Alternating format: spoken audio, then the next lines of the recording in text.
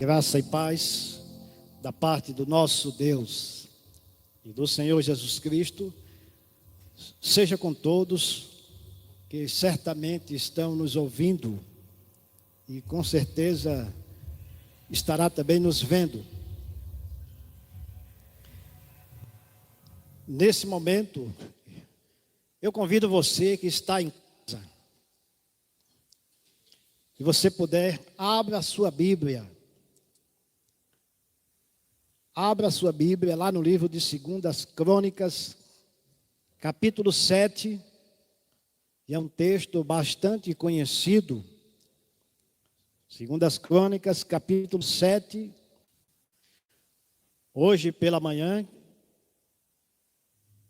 até hoje eu estou maravilhado, porque hoje pela manhã nós estivemos aqui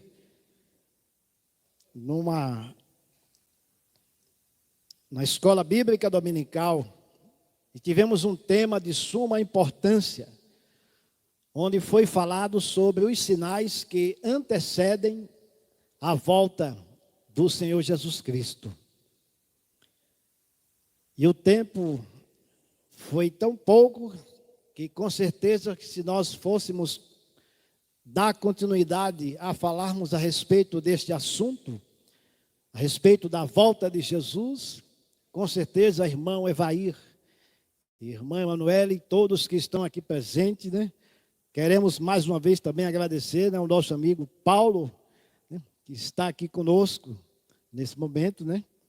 Então, que Deus, né, lhe abençoe.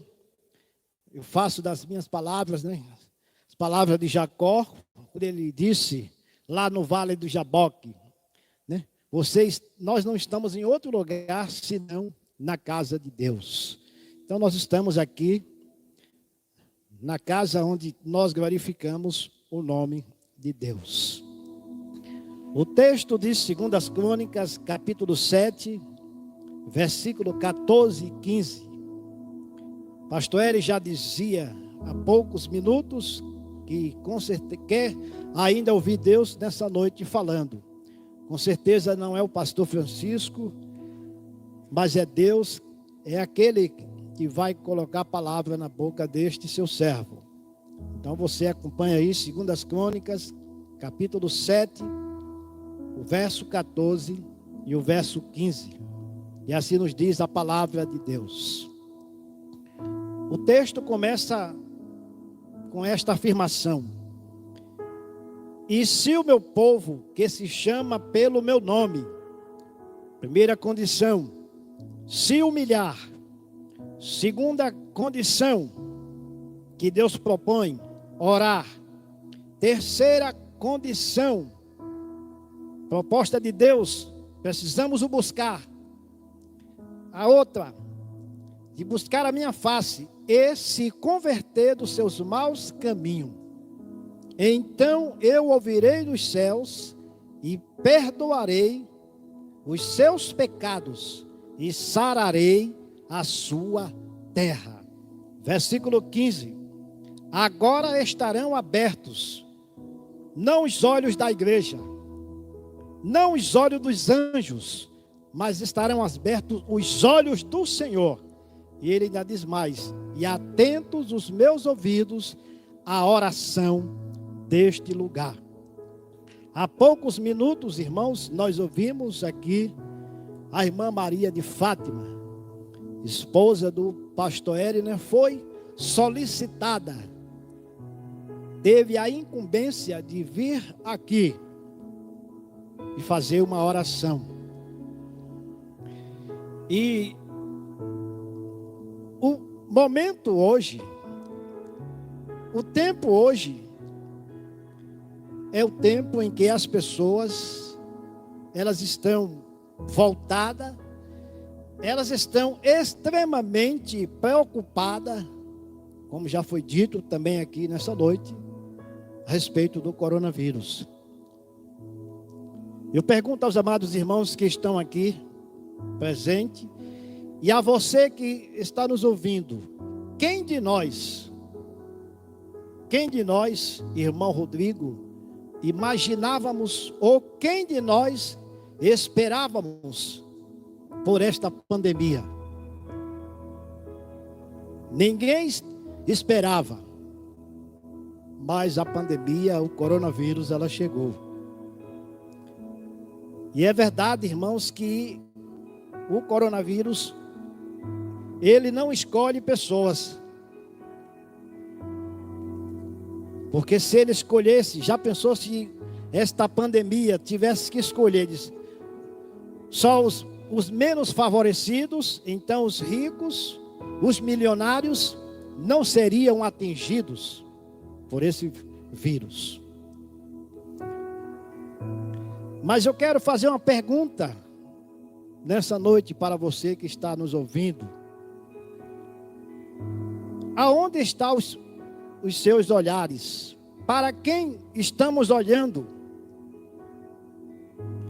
Segundo as Crônicas, capítulo 7, o verso 14.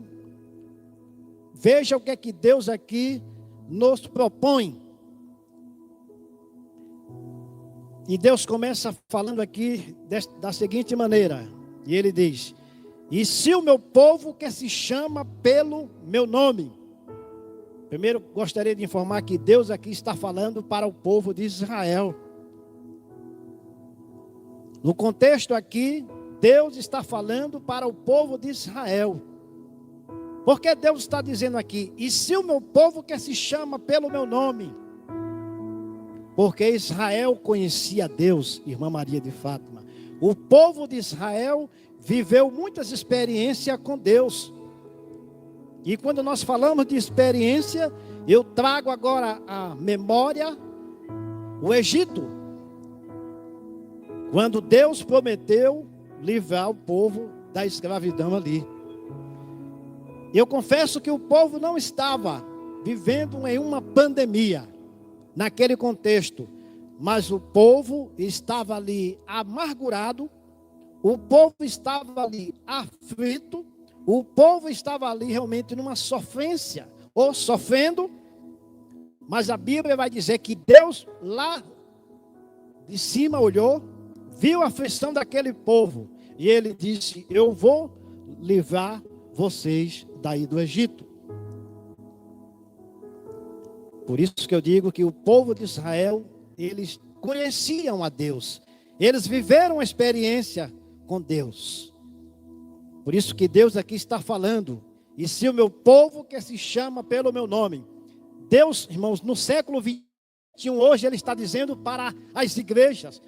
No século 21, Deus hoje está dizendo para todo aquele que é cristão: se você que invoca o meu nome. Deus agora coloca algumas condições. E nós vamos tratar esse assunto, né? Dessas condições que Deus ele propõe. E Deus ele começa falando para a igreja da seguinte maneira: e se o meu povo que se chama pelo meu nome, ele coloca a primeira condição, irmão Gilmar.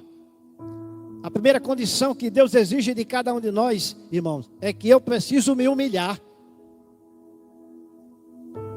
Talvez você do outro lado me pergunte ou esteja se perguntando: mas eu jamais, eu não gosto de me humilhar. Tem muitas pessoas, pastor Eric, que pensam que se humilhar entende-se que humilhar é se rebaixar a alguém. Tem gente que pensa isso. Irmãos, humilhar é uma virtude, não é uma fraqueza. Humilhar é uma virtude de quem reconhece que é impotente e que depende exclusivamente daquela pessoa. E eu estou me referindo aqui da pessoa de Deus. Deus falou isso porque o povo de Israel estava andando assim, ó.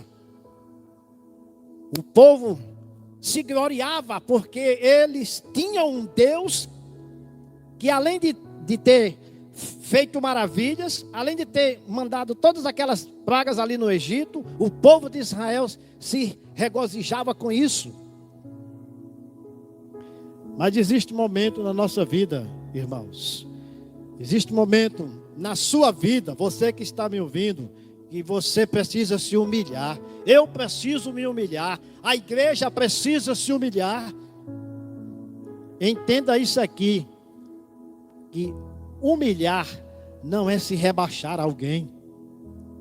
Tem gente que diz assim, se o irmão quiser, ele vem a mim, porque eu não fiz nada. Não é assim, irmã Emanuele, que muitas pessoas dizem, não, eu não fiz nada, mas eu jamais, eu sair da minha casa, eu procurar fulano para me humilhar a ele, eu não vou fazer isso. Mas no contexto aqui, de 2 Crônicas, capítulo 7, no versículo 14, irmãos, Deus está nos mostrando essa condição. Como igreja que somos, como cristãos que somos, Deus está dizendo, pastor Francisco, você precisa se humilhar. Você precisa reconhecer que eu sou Deus. Você precisa reconhecer que sem mim, você nada pode fazer. Se humilhar, é isso, irmãos, é entender que eu sou impotente, é entender que sem Jesus Cristo sem Jesus Cristo a igreja, sem Jesus Cristo o Brasil, sem Jesus Cristo as nações, as autoridades não podem fazer nada. E por isso, irmãos, que todas as autoridades, elas precisam se humilhar diante de Deus. Há um texto na Bíblia que chega a dizer que todo joelho vai se dobrar. Paulo. Há um texto na Bíblia que o próprio Jesus Cristo disse que todo joelho vai se dobrar diante de Jesus Cristo, reconhecendo que Ele é Senhor. Então essa é a primeira condição que Deus Ele propõe para mim, para você que está me ouvindo, para a igreja, para a nação. Primeira condição é que nós precisamos nos humilhar, irmãos. Eu preciso reconhecer que eu sou impotente. Eu preciso reconhecer que sem Deus eu nada posso fazer. É por isso que lá em João 15, versículo 5, ele diz: sem mim nada nós podemos fazer. Sem Jesus Cristo, irmãos, nós não podemos fazer nada. Quero dizer uma coisa aqui, pastor Eri. Pastor Eri, no início, ele comentou aqui, né? A respeito, né? Do problema técnico aqui, irmãos. É uma batalha. É uma batalha. E eu não sei se o pastor Eri falou algo, mas eu entendi que ele falou que às vezes nós precisamos orar, irmãos. Porque não é preciso a gente chegar aqui e simplesmente entrar e vamos conectar as coisas e acabar. Não. Antes nós temos que buscar a Deus. Antes de chegar aqui, conectar os smartphones, ligar a mesa de som, qualquer coisa, nós precisamos, irmãos, nos humilhar. Nós precisamos orar, buscar o Senhor, para que a coisa dê certo, para que não haja empecilho, para que não haja obstáculo. Porque sem Deus, irmãos, nós nada podemos fazer.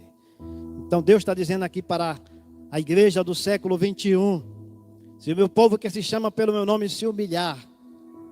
Agora vem a segunda condição, irmãos. A segunda condição. E para essa eu digo que Jesus ele foi o maior exemplo. Orar. Jesus foi o maior exemplo em termos de oração. Talvez algumas pessoas fiquem imaginando, mas Jesus não precisava orar. Jesus, ele era Deus, ele era o Filho de Deus, ele não precisava orar. Mas Jesus veio, irmãos, para ser exemplo. Tudo que Jesus fez foi para servir de exemplo para mim, foi para servir de exemplo para você que está me ouvindo, foi para servir de exemplo para a igreja, foi servir de exemplo para as nações. E Jesus foi um homem de oração. Há um texto, há uma passagem bíblica também, e Jesus ele chama os discípulos, e ele chega a um lugar chamado Getsemane, ou Monte das Oliveiras. E Jesus chega lá, os discípulos ainda estavam sem entender, né? O que é que Jesus vai fazer naquele monte? E Jesus disse: venham comigo aqui, que eu vou mostrar algo a vocês. Jesus disse: fiquem aqui e velem por mim. Velar significa orem por mim. Jesus precisou, naquele momento, que os discípulos orassem por ele. Assim como nós, irmãos, precisamos de água, alimento para alimentar o corpo, nós precisamos também da oração, porque a oração ela alimenta, nos alimenta espiritualmente, nos torna forte. E Jesus chamou os discípulos: fiquem aqui e orem comigo. E o texto bíblico vai dizer que quando Jesus ele volta, irmão Evaí, Jesus ele se decepciona com uma situação. Ele volta e encontra os discípulos dormindo. Às vezes, irmão Giovanni, irmão Murilo, às vezes nós estamos dormindo. E Deus está dizendo: acorde. Acorde, pastor Francisco. Acorde, pastor Valdeci. Acorde, pastor Eri. Orem mais. Me busquem mais. Mas às vezes nós estamos dormindo, irmãos. E foi isso que Jesus quis ensinar aos discípulos: vocês precisam orar, vocês nem imaginam, vocês não sabem nem o que está por vir. Jesus sabia o que estava por vir, mas os discípulos não sabiam, eles estavam inertes. Porque Jesus quer que nós oremos? Afinal de contas, para que orar? Porque Jesus pede para que oremos por Ele. Porque Jesus sabia, irmãos. E eu quero afirmar nessa noite, irmãos, com certeza Jesus sabia que essa pandemia, Ele sabia. Mas as pessoas não sabiam. As pessoas não estavam nem aí. Pelo contrário, irmãos, nós estávamos vendo nas redes sociais, pelos Facebook, as pessoas aqui no período do carnaval e em outros lugares, as pessoas pulando, se divertindo. Nem pairava na mente das pessoas a noção de Deus. Então Deus está nos convocando aqui, irmão, à segunda condição. A primeira é que Deus quer que nos humilhemos. No Antigo Testamento, quando alguém pecava, ou quando acontecia qualquer tragédia, qualquer circunstância, a pessoa se jogava na cinza, ou colocava cinzas sobre a sua cabeça, rasgava as suas vestes, com um ato de humilhar diante de Deus. Mas chegou uma época, irmão Gilmar, que Deus disse: eu não quero que vocês rasguem as vossas vestes, eu não quero mais que vocês coloquem cinza sobre as vossas cabeças, mas vocês precisam fazer uma coisa: rasgue os vossos corações. Rasguem os vossos corações. Então a segunda condição de 2 Crônicas, capítulo 7, versículo 14, Deus está dizendo: se o meu povo que se chama pelo meu nome se humilhar e orar. Agora vem a terceira condição, irmãos: e buscar a minha face. E buscar a minha face. Pergunta, irmãos, pergunta para você que está nos ouvindo: de que maneira nós podemos buscar a face de Deus? Quando e onde nós podemos buscar a face de Deus? Em qualquer lugar, irmãos. Porque os judeus, eles tinham uma noção de que o templo de Jerusalém era o único lugar que deveria correr para buscar ao Senhor. E eles diziam: templo do Senhor, como se o templo do Senhor fosse o único lugar de buscar a face do Senhor. Mas agora eu quero me reportar para o Evangelho de João, capítulo 4, quando Jesus tem uma oportunidade com aquela mulher samaritana, né? Jesus se assenta naquele poço e Jesus fala algo interessante para aquela mulher: mulher, os verdadeiros adoradores. Veja que Jesus diz: Jesus vai dizer para ela: os verdadeiros adoradores adorarão o Pai em espírito e em verdade. Jesus não disse que era lá no templo, em Jerusalém. Jesus não disse para a mulher samaritana: olha, mulher, você tem que ir para o templo de Jerusalém. Mas Jesus disse: os verdadeiros adoradores adorarão o Pai em espírito e em verdade. Isto em qualquer lugar, irmãos. No templo, na nossa casa, no trabalho, aonde quer que estejamos, nós temos o livre acesso. Que com certeza, irmão, Deus não está fora de área. Aqui nós tivemos problemas técnicos, né? Tivemos problemas pela manhã e como agora à noite, tivemos problemas técnicos. Mas com Deus não há problema. Deus não está, irmãos, fora de conexão. Deus está presente. E é por isso que lá em Provérbios capítulo 15, versículo 3, ele diz assim: os olhos do Senhor estão em todo lugares. Não diz que só está aqui, está em todos os lugares, contemplando os maus e os bons. E de que maneira a gente busca a face do Senhor, irmãos? Primeiro, irmãos, orando. Segundo, na leitura deste livro, que nós chamamos Bíblia, as Escrituras Sagradas. Buscar a face do Senhor.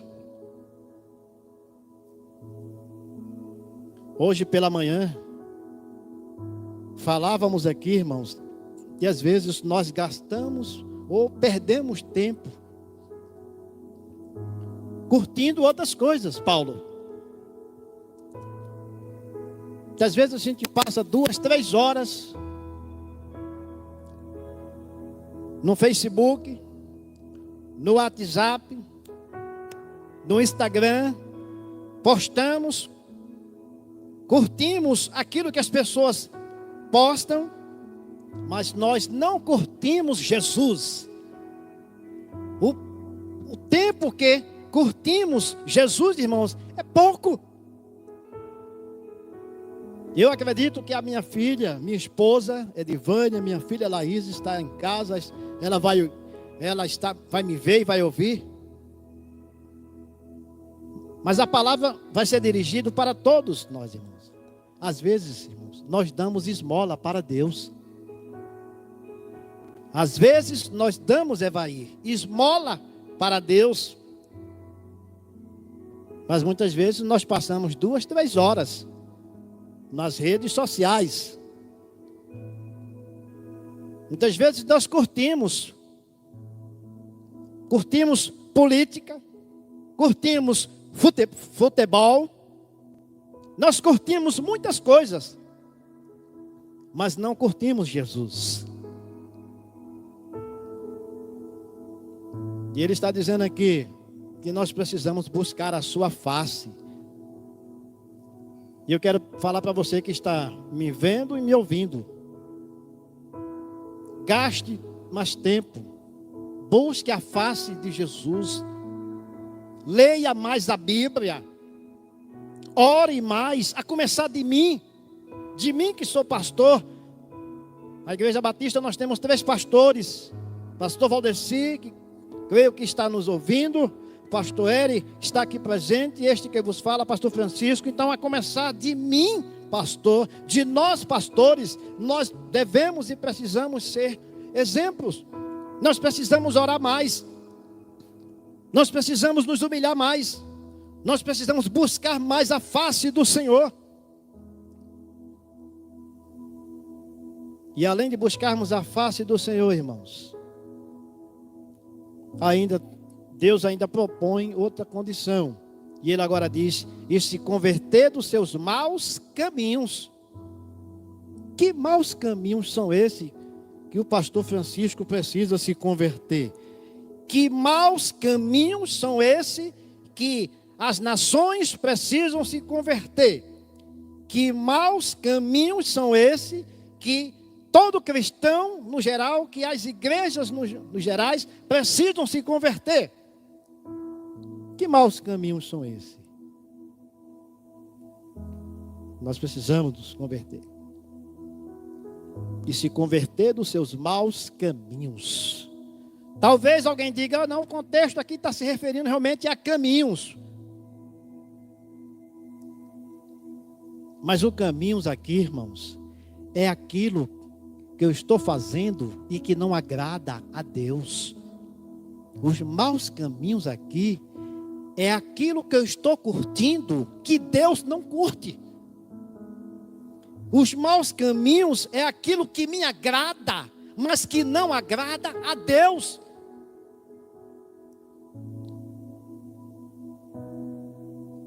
Esses são os maus caminhos. Tem coisa que me agrada, tem coisa que me satisfaz. Mas eu pergunto, será que agrada a Deus? Será que satisfaz a Deus? Todos nós, irmãos, antes de fazermos qualquer coisa, deveríamos perguntar para Deus. Vai aqui agora uma palavra para as mulheres, para as jovens. E alguém já até disse, né, pastor Eric, que a Igreja Batista não tem doutrina.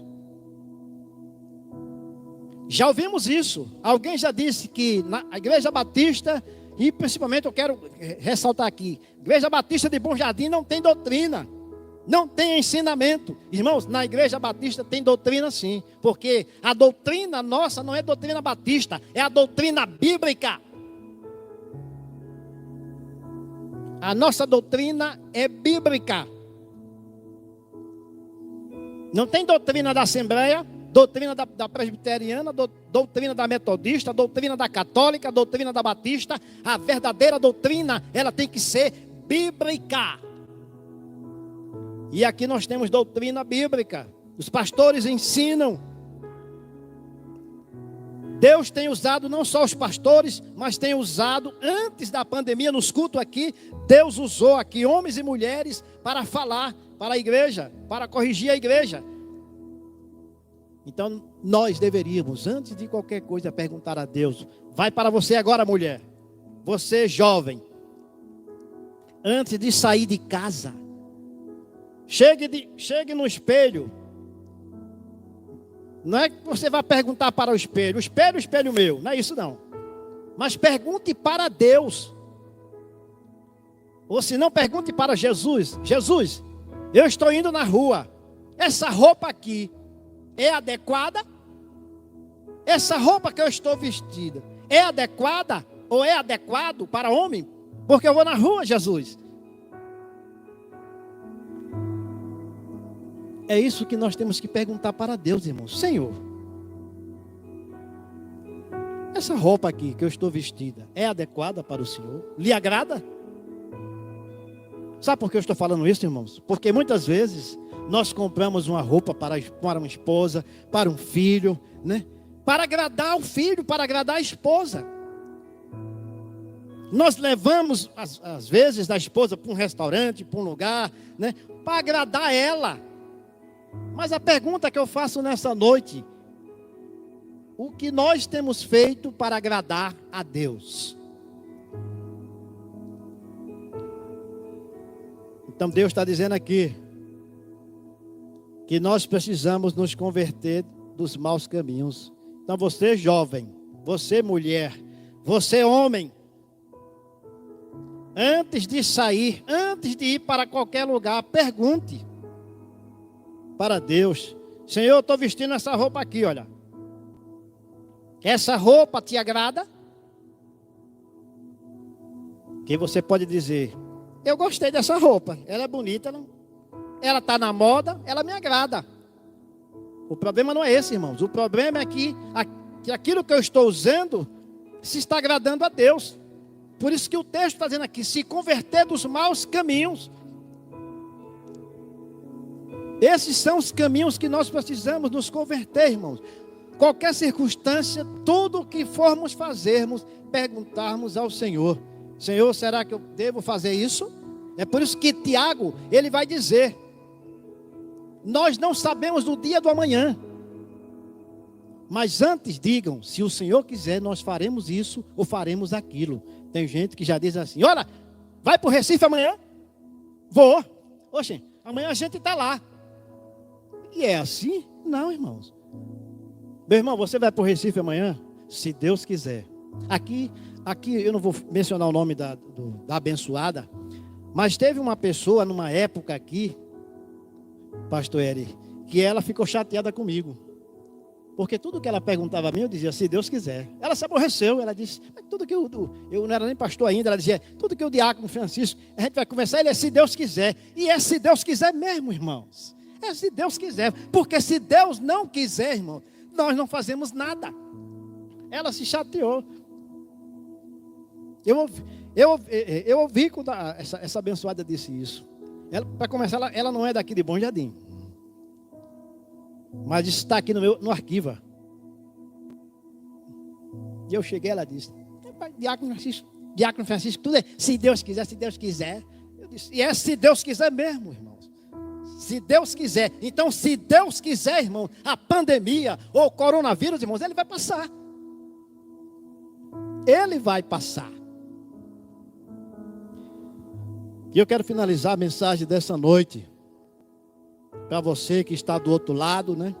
Que creio, né?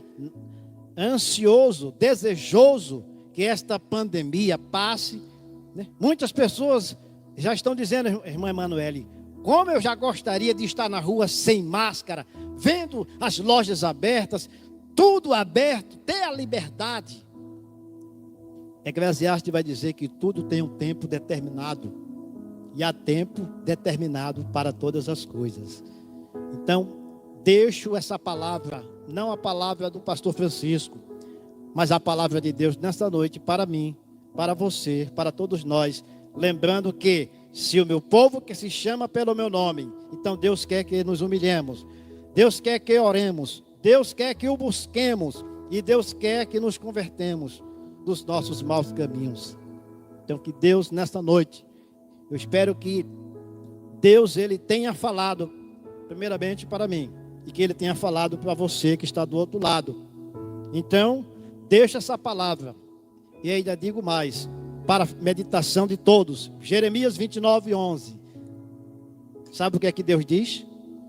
Pois eu é quem sei os planos que eu tenho a vosso respeito. Deus tem planos de paz, irmãos. Mas antes dos planos de paz, nós precisamos passar pela tempestade. Porque eu tenho certeza que a bonança depois ela virá. Então que Deus nessa noite nos abençoe.